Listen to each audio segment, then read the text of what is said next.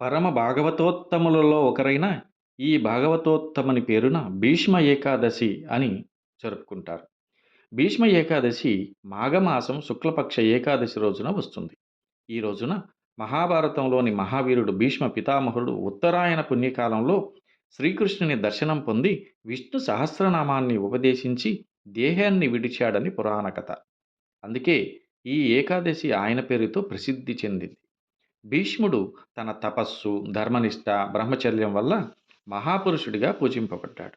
ఈ ఏకాదశి నాడు విష్ణు సహస్రనామ పారాయణం, ఏకాదశి వ్రతం చేయడం మహాఫలప్రదం.